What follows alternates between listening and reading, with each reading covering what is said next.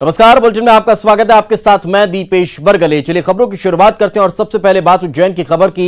मंडी model act के विरोध में प्रदर्शन देखने को मिल रहा है। चिमनगंज कृषि मंडी में किसानों ने जमकर प्रदर्शन किया है। किसानों ने मंडी का ताला तोड़ा। मंडी में किसानों ने जमकर नारेबाजी की है। मौके पर पुलिस पहुंच चुकी है। इस दौरान यहां पर तब भी किसान जमकर नारेबाजी और प्रदर्शन करते हुए नजर आए हैं। ये तस्वीरें आप देख सकते हैं उज्जैन की मंडी की, जहां पर मंडी मॉडल एक्ट के विरोध में किसान एकजुट हुए और जमकर प्रदर्शन करते हुए नजर आए हैं। तो पूरे देश के साथ साथ मध्य प्रदेश में भी विरोध की तस्वीरें निकलकर सामने आ रही है। किसानों ने मंडी मॉडल एक्ट का विरोध करते हुए जमकर नारेबाजी की, जमकर हंगामा किया। सबसे पहले मंडी का गेट तोड़ा गया और उसके बाद फिर मंडी में प्रवेश करने के बाद जमकर हंगामा किया, नारेबाजी की और मंडी मॉडल एक्ट का विरोध करते नजर आए। इस दौरान पुलिस को जैसे की जानकारी मिली, पुलिस मौके पर पहुंची, जिसके बाद किसानों को शांत कराने का प्रयास किया गया, लेकिन उसके बाद भी किसान मानने को तैयार नहीं थे। ये तस्वीरें उस वक्त की जब लगातार किसानों का प्रदर्शन देखने को मिला।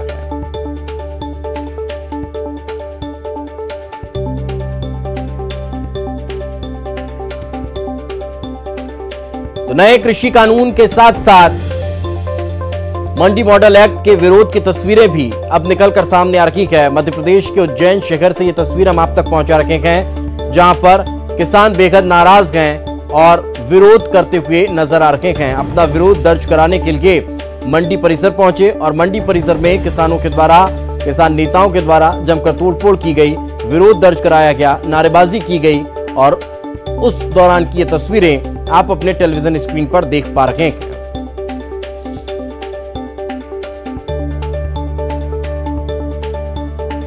मध्य प्रदेश में जैसे जैसे चुनाव नजदीक आ रहे हैं, वैसे वैसे इस तरह के विरोध प्रदर्शनों की तस्वीरें भी अब आम होती हुई नजर आती हैं। ये तस्वीर उज्जैन की है, चूंकि मालवा क्षेत्र में भी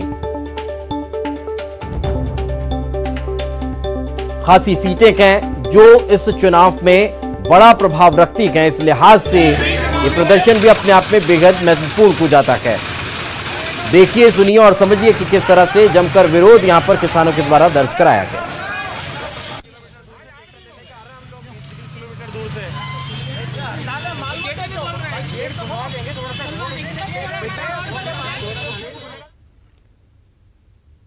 आगे बढ़ते हैं, बात होशंगाबाद की करते हैं। नव विवाहिता से गैंगरेप का मामला सामने आया है। गांव के दबंगों पर गैंगरेप करने का आरोप लग रहा है। पीड़ित महिला ने आरोप लगाया है, घर से ये दबंग उसे उठा ले गए थे। 7 आरोपियों पर मामला दर्ज हुआ है।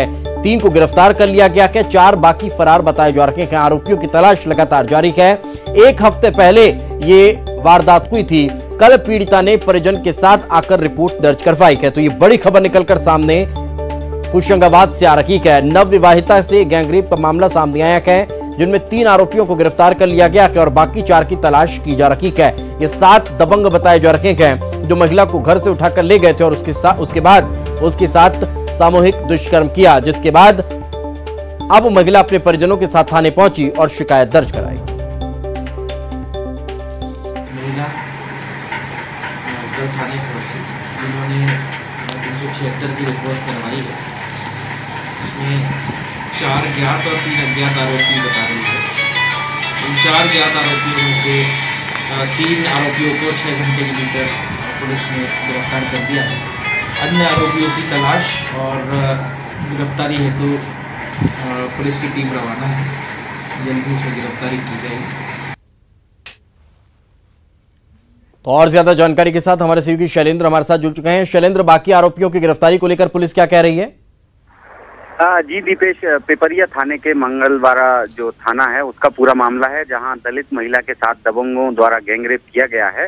कल इस मामले की एफआईआर हुई है। लगभग 1 सप्ताह पुराना मामला है, जैसी जानकारी मिली है। 7 आरोपियों के खिलाफ इसमें मामला दर्ज हुआ था।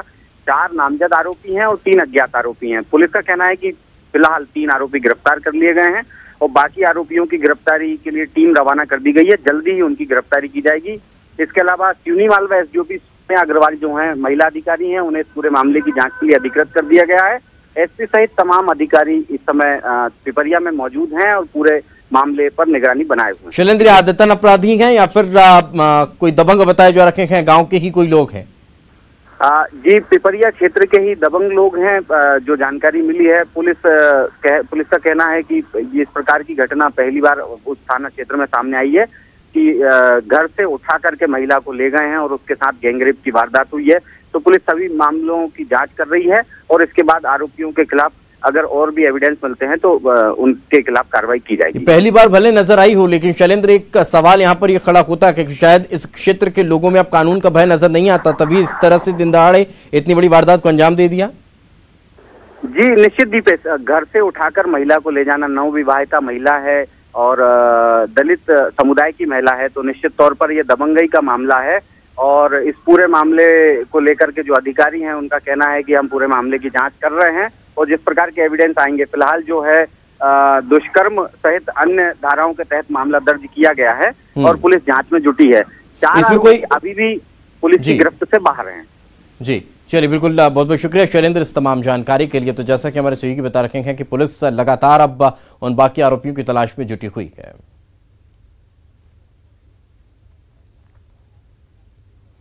आगे बढ़ते हैं, खबर रीवा से। रीवा शाहपुर थाना क्षेत्र में विधवा के साथ गैंगरेप का मामला सामने आया है। जिंदगी और मौत के बीच ये पीड़िता जूझ रही है। संजय गांधी अस्पताल में इलाज चल रहा है।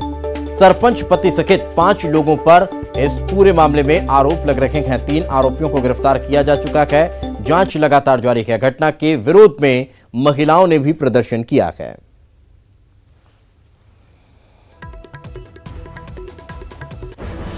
तो ये 2 अलग अलग तस्वीरें, एक तस्वीर होशंगाबाद की और दूसरी रीवा की। तो ये मध्य प्रदेश की 2 तस्वीरें जहां पर 2 अलग अलग मामले निकलकर सामने आए। रीवा के मामले की जानकारी आपको दे देते हैं, जहां पर एक विधवा महिला के साथ गैंगरेप किया गया।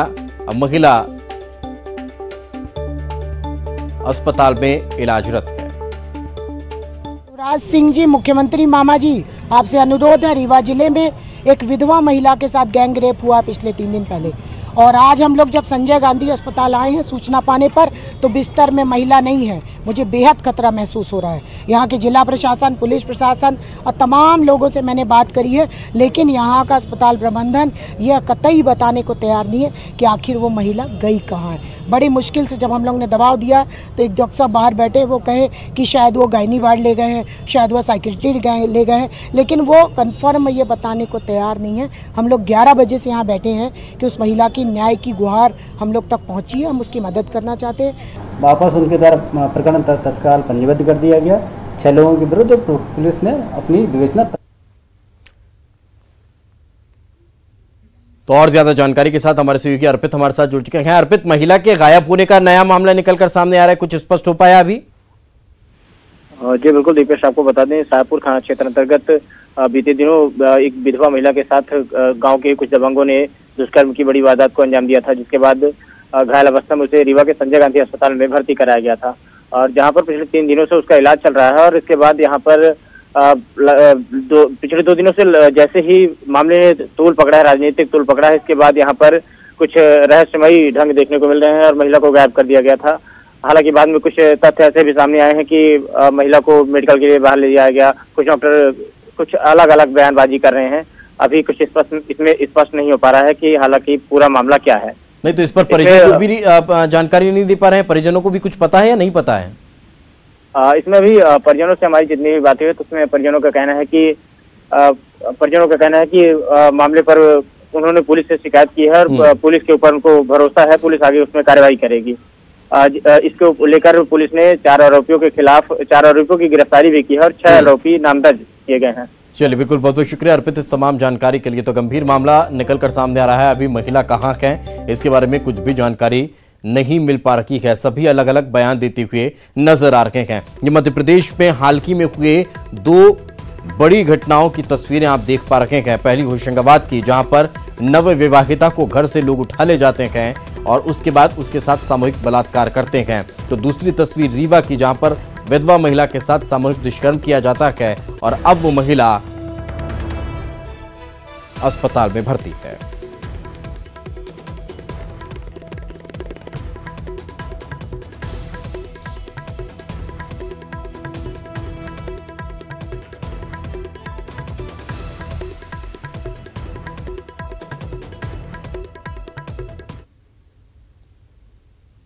आगे बढ़ते हैं। बीजेपी नेता बिसाहुलाल पर कांग्रेस ने नोट बांटने का आरोप लगाया है। कांग्रेस का कहना है कि वायरल वीडियो में वो लोगों को नोट बांटते हुए नजर आ रहे हैं। कांग्रेस ने इस पर आपत्ति जताई है और चुनाव आयोग से संज्ञान लेने की मांग की है। कांग्रेस ने प्रलोभन और भ्रष्टाचार से चुनाव को प्रभावित करने का आरोप लगाया है। कांग्रेस इसकी शिकायत चुनाव आयोग में करेगी। हालांकि कांग्रेस के आरोपों के इतर बताया ये जा रहा है कि ये फोटो पुरानी है। बच्चियों के कलश में उन्होंने 100 रुपये डाले थे, लेकिन अब पुराने फोटो को लेकर सियासत गर्मा रही है। उधर गृह मंत्री नरोत्तम मिश्रा ने कांग्रेस पर निशाना साधते हुए इसे फेक वीडियो करार दिया है।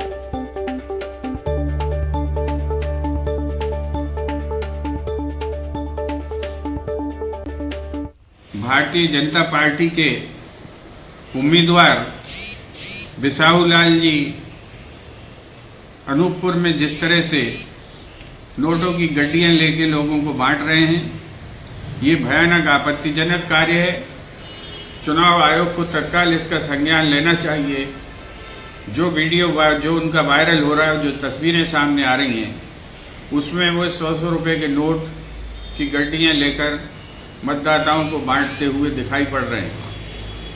प्रलोभन के माध्यम से, भ्रष्टाचार के माध्यम से चुनाव को प्रभावित करने की ये जो कुटिल चाल है, ये बेनकाब हो गई है। ये वही है, ये कांग्रेस का जो है सारा का सारा फेक न्यूज, फेक वीडियो सब उन्हीं का है। कभी की कोई बात कहीं चुपकाते हैं। अरे भाई, चुनाव लड़ो ना सामने आके। बिसाहुलाल जी बहुत लोकप्रिय नेता हैं और कोई पहली बार चुनाव नहीं लड़ रहे हैं। उनका पूरा जीवन चुनाव लड़ते हुए गया है। आधा दर्जन बार से अधिक विधायक मंत्री रहे हुए हैं, काफी सालों तक मंत्री रहे वो। तो इस तरह का जो है ये अच्छा नहीं है। जब भी मैं यहाँ पे विधायक बना और इसके बाद मंत्री भी बना, हमेशा मेरा ग्रामीण अंचल का दौरा होता है और गांव वाले यहाँ के बच्चे बच्चियाँ पूरे गांव वाले कलश लेके मेरा स्वागत करते हैं। अभी मंत्री बना तो उसमें भी मेरी कई शासकीय दौरा हुआ और जहाँ गया उसमें सैकड़ों, कहीं 10 जगह 10 लोग, कहीं 20 लोग कलश लेके खड़े रहते हैं स्वागत करने के लिए। आचार संहिता लगी नहीं थी उस समय। मैंने किसी को 10 रुपया, किसी को 100 रुपया करके बच्ची जो खड़े रहे उनको सबको दिया, क्योंकि वो कलश लेके खड़े हैं। और भारतीय जनता पार्टी की परंपरा है कि सबसे पहले कन्या पूजन होना चाहिए, इसके बाद कार्यक्रम शुरू किया जाए। तो ये जो 100 रुपया क्या जो वायरल हो रहा है, ये हमेशा हमारे जिले की परंपरा रही, मेरी परंपरा रही। जब भी गांव में जाता हूँ ये तो सब लोग आत्मिक स्वागत करते हैं। बच्चियाँ कलश लेके खड़ी रहती हैं तो उनको 100-100, 50 रुपये जो भी होता है उनको अपन देते हैं। ये कोई बहुत बड़ी बात नहीं है। आचार अगर आप देखें तो चुनाव आचार संहिता लगने के पूर्व या कि पहले भी जब भी किसी गांव में आप लोग भी जाते होंगे तो बच्चियां खड़ी रहती हैं तो उनको 100-50 रुपये देते रहते हैं। इसमें काहे का आचार संहिता का उल्लंघन? और ये सब पूर्व के फोटो हैं। कांग्रेस के पास इसके अलावा कोई चारा है नहीं। उनको मालूम हो गया है कि हम चुनाव हार रहे हैं, कोई कंपटीशन रह नहीं गया, को नंबर पे नहीं है।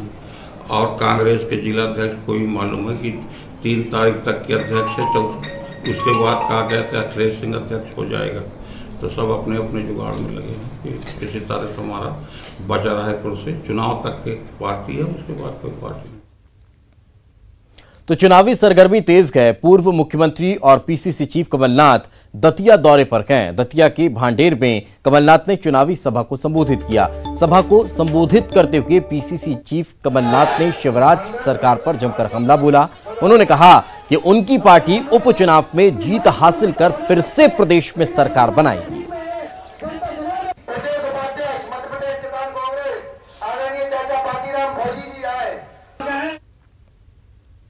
इधर उपचुनाव में उम्मीदवारों के नामों पर दिल्ली में मंथन के बाद भोपाल में आज बीजेपी चुनाव प्रबंधन समिति की बैठक हुई है। चुनाव की रणनीति के साथ की प्रत्याशियों के नामों पर भी इस बैठक में चर्चा होगी। पार्टी आज देर शाम तक अपने उम्मीदवारों के नामों की घोषणा कर सकती है।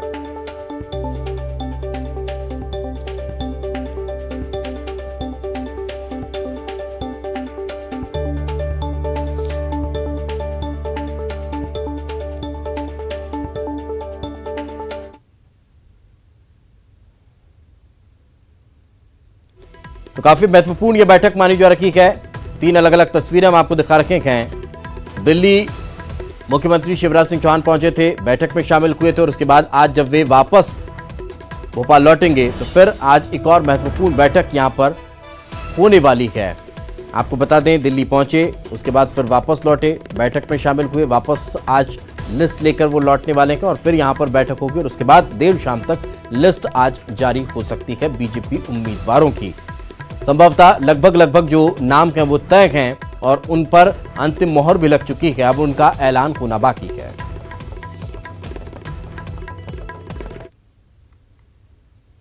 तो उधर प्रदेश कांग्रेस प्रभारी मुकुल वासनिक ने कहा कि 4 सीटों पर उम्मीदवारों के नाम जल्द घोषित कर दिए जाएंगे। 9 अक्टूबर से नामांकन शुरू होगा और समय रहते नामों का ऐलान भी कर दिया जाएगा। मुकुल वासनिक ने कहा कि भाजपा क्या कर रही है और क्या नहीं, कांग्रेस के फैसले उस पर निर्भर नहीं करते। देखिए, अभी चुनाव आयोग ने तो सिर्फ चुनाव की तारीख का ऐलान किया है। 28 सीटों पर चुनाव जो होगा उस पर 24 प्रत्याशियों का नाम तो हमने पहले ही घोषित कर दिया है। अभी 9 तारीख से नामांकन पत्र भरने का समय शुरू होगा। समय रहते हुए ये बाकी के 4 सीटों पर भी हम नामों को घोषित कर देंगे। भाजपा का इंतजार कर रहे हैं। भाजपा ने अब तक पत्ते ही नहीं खोले एक भी। आप कांग्रेस तो 24 सीटों पे अनाउंस कर चुकी है, लेकिन भाजपा ने तो एक भी सीट पे अनाउंस नहीं किया। तो इंतजार किया जा रहा है कि बाकी 4 सीटें वो अपने पत्ते खोल दें, उसके बाद ही आप भी करें। भारतीय जनता पार्टी क्या कर रही है, क्या नहीं कर रही है, उसके ऊपर हमारे फैसले कोई निर्भर नहीं करते हैं। हम हमारे फैसले हमारे अपने ही सभी साथियों के साथ विचार विमर्श करके करते हैं और इसलिए भारतीय जनता पार्टी का और हमारा टिकट अलग अलग सीटों पर घोषित करने के संदर्भ में कोई संबंध नहीं है। उम्मीद क्या की जाए सर? 9 तारीख तो नामांकन शुरू हो गए, तो 9 से पहले ही आ जाएगी। सिर्फ 4 सीटें हैं। जल्दी उस पर फैसला होगा, इसमें किसी भी तरह से कोई संदेह रखने की आवश्यकता नहीं। हमने जो प्रत्याशी घोषित किए हैं, मुझे पूरा भरोसा है कि मध्य प्रदेश की जनता जो ये महसूस करती है कि कुछ ही समय पहले उन्होंने कांग्रेस के नीति मूल्यों पर, कांग्रेस के आदर्शों पर, कांग्रेस के विचारों पर, कांग्रेस के कार्यक्रमों पर अपना वोट दिया था, अपना समर्थन जताया था, उस जनादेश को कुछ नेताओं ने अपने स्वार्थ के लिए ठुकरा दिया और ये पूरे मध्य प्रदेश के लोगों के सामने है। मध्य प्रदेश के लोग इसे लोकतंत्र की हत्या का एक उठा हुआ जबरदस्त कदम मानते हैं। और चलिए फिलहाल वक्त एक छोटे से ब्रेक का है। ब्रेक के बाद जल्द हाजिर होंगे। ब्रेक के बाद एक बार फिर आपका स्वागत है। सीहोर के बुधनी में स्वास्थ्य विभाग की बड़ी लापरवाही सामने आई है। अस्पताल में शव के लिए एम्बुलेंस नहीं दी गई, जिसके बाद मृतक के परिजन शव को स्ट्रेचर पर लाद कर ले गए। शव वाहन क्यों नहीं मृतक के परिजनों को दिया गया, इस सवाल का जवाब देने के लिए कोई भी तैयार नहीं था।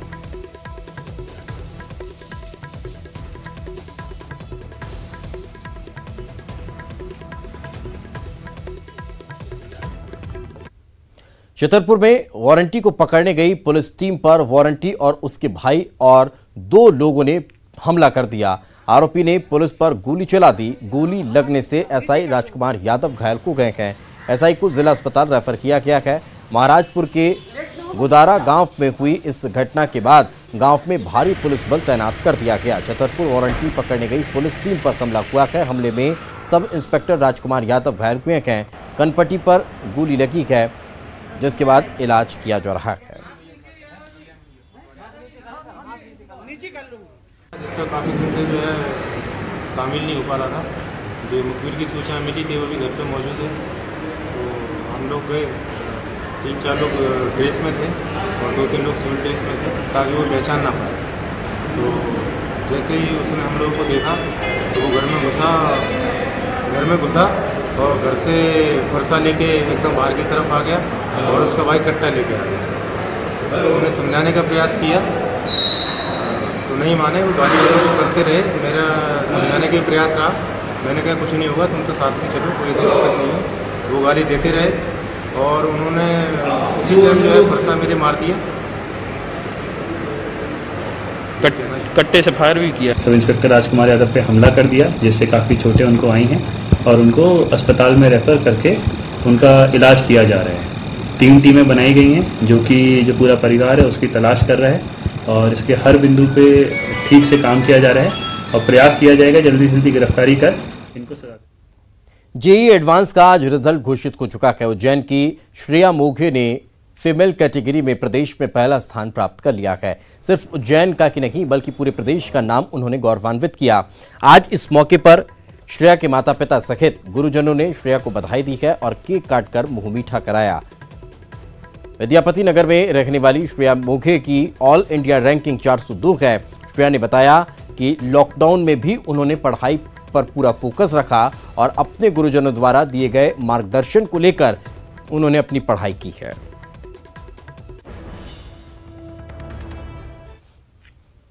जेईई एडवांस का जो है परीक्षा परिणाम घोषित हो चुका है और उज्जैन की श्रेया मोघे ने इसमें नाम रोशन किया। फिलहाल वो फीमेल कैटेगरी में उनको प्रथम स्थान प्राप्त हुआ है। वो अभी हमारे साथ है, उनसे बात करते हैं कि आखिर किस तरह से उन्होंने ये मुकाम हासिल किया। श्रेया, चूंकि लॉकडाउन भी था और इस लॉकडाउन में कितना मुश्किल था इस तरह से पढ़ाई करके इतना बड़ा स्थान? सर, अगर लॉकडाउन नहीं हुआ होता तो शायद ज़्यादा आसान पड़ता, क्योंकि मतलब कोचिंग पे आते रहते तो प्रिपरेशन ज़्यादा अच्छे से होती। लेकिन अब लॉकडाउन हो गया था तो फिर और परीक्षा भी बार बार डिले हो रही थी, तो इसके कारण मन नहीं कर रहा था। एक ही चीज़ बार बार पढ़ के फिर अच्छा नहीं लग रहा था। पर फिर भी कंटिन्यूसली आकाश की तरफ से हमारी टेस्ट सीरीज वगैरह चल रही थी, क्लासेस चल रही थी, तो इसके कारण थोड़ा सा हमारा पेस बना रहा, वरना तो शायद इतने अच्छे रैंक आना पॉसिबल नहीं हो पाता। लेकिन फिर भी लॉकडाउन के कारण आपको लग रहा है कि अगर लॉकडाउन नहीं होता तो कुछ ज़्यादा अच्छा सा कर पाते हैं? मतलब पता नहीं, मेरे हिसाब से तो मार्क्स शायद सेम ही आते, लेकिन लॉकडाउन के कारण सभी की प्रिपरेशन ज़्यादा बढ़ गई है, तो हो सकता है कि रैंक में थोड़ा सा फर्क पड़ जाता। रैंक कितनी बड़ी खुशी है आपको? मेरे लिए तो काफ़ी बड़ी खुशी है। मतलब इतना एक्सपेक्ट नहीं किया था मैंने, मार्क्स से भी एक्सपेक्ट नहीं किया था, पर शायद पेपर टफ था, इसके कारण रैंक इस बार थोड़ी मतलब बढ़ गई हैं देखा जाए तो कंपेयर। हमारे साथ जो है श्रेया के मम्मी पापा भी हैं, उनसे पूछते हैं उनको कितने। सर, बिटिया ने बड़ा नाम रोशन किया क्योंकि प्रदेश में भी उन्होंने महिला कैटेगरी में अपना नाम रोशन किया। कितनी बड़ी खुशी इस शहर के लिए भी और आपके लिए? शहर के लिए बहुत बड़ी खुशी है और बिटिया ने मतलब देश में ही नाम रोशन किया है, तो मैं उम्मीद करता हूं कि आगे भी भविष्य में ऐसे ही नाम रोशन करते हैं। किस तरह से शुरू से इसी तरह से पढ़ाई कर रही हैं? और चलिए इसी के साथ इस बुलेटिन में फिलहाल इतना ही। खबरें लगातार जारी हैं।